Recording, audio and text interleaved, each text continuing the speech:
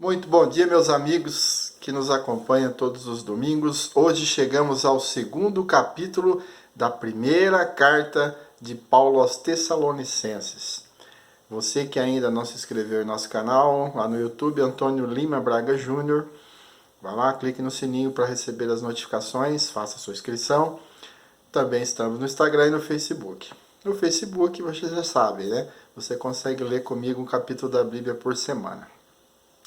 Nesse capítulo, o apóstolo inicia fazendo uma defesa de seu ministério e lembra o que havia passado em Filipos.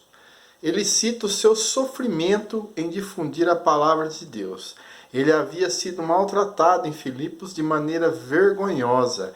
Ele e Silas, ou Silvano, como nós vimos na semana passada, foram presos pelos pés num tronco, mas não desanimaram e buscaram ao Senhor com alegria. Se você tiver a oportunidade de ler, no livro de Atos tem toda essa história, Atos 16 você vai encontrar, tá bom? Mesmo assim, após serem colocados em liberdade, seguiram para Tessalônica e pregaram o evangelho com muita ousadia. O sofrimento por uma boa causa deveria nos estimular em vez de nos enfraquecer. Concorda?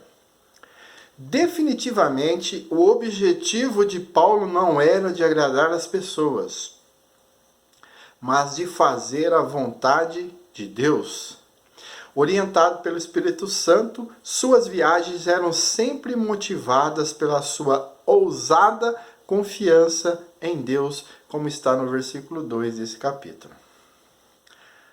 Observe como podemos tirar proveito das situações difíceis pelas quais passamos. Elas nos deixam mais fortes. Paulo foi severamente perseguido em Filipos, mas isso fez com que sua ousadia aumentasse. Deus vai usar as dificuldades pelas quais passamos para nos forjar, para nos fortalecer e nos tornar pessoas mais experientes. Paulo ainda cita sobre o bom testemunho daquela igreja. Se você teve a oportunidade de acompanhar algum tipo de pregação ou ensino bíblico, pôde observar que a palavra fala diversas vezes sobre a questão do testemunho do cristão. Devemos andar de maneira correta, da maneira que agrada a Deus. Isso vai nos livrar de problemas e vai ser importante para falarmos de Cristo para as pessoas. Se você não dá um bom testemunho, você vai ser alvo de críticas, porque você vai estar pregando aquilo que você não vive.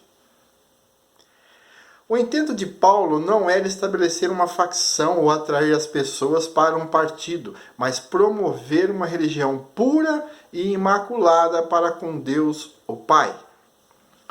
Hoje, muitos tratam placa de igreja como um partido político. Onde está o amor de Deus nesse conceito? Será que placa de igreja salva alguém? Nós teríamos aí um problema, porque todas as igrejas, eu disse todas as igrejas, surgiram depois de Jesus Cristo.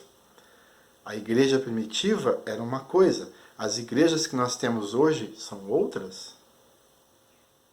Como que placa de igreja poderia salvar alguém? Também agradecemos a Deus sem cessar, pois ao receberem de nossa parte a palavra de Deus, vocês a aceitaram não como palavra de homens, mas segundo verdadeiramente é, como palavra de Deus, que atua com eficácia em vocês, os que creem. Versículo 13. O ministro do Evangelho é um mordomo fiel e, como tal, deve levar a palavra de Deus sem mácula, do jeito que recebeu. Recebeu aqui, entregou aqui. Eles devem diligentemente fazer uso daquilo que foi confiado a eles, de acordo com a permissão e ordem de Deus, sabendo que serão chamados para prestar contas quando não forem mais mordomos. No final do capítulo, o apóstolo faz a segunda referência dessa carta ao retorno de Cristo. Ele já havia mencionado o assunto no primeiro capítulo e novamente o faz no segundo.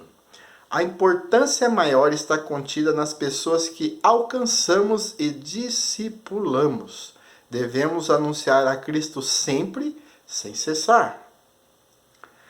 Pois quem é a nossa esperança, alegria ou coroa em que nos gloriamos perante o Senhor Jesus na sua vinda? Não são vocês? De fato, vocês são a nossa glória e a nossa alegria. Paulo disse isso nos versículos 19 e 20. Que maravilha é podermos estarmos alegres com os nossos semelhantes. Não é mesmo?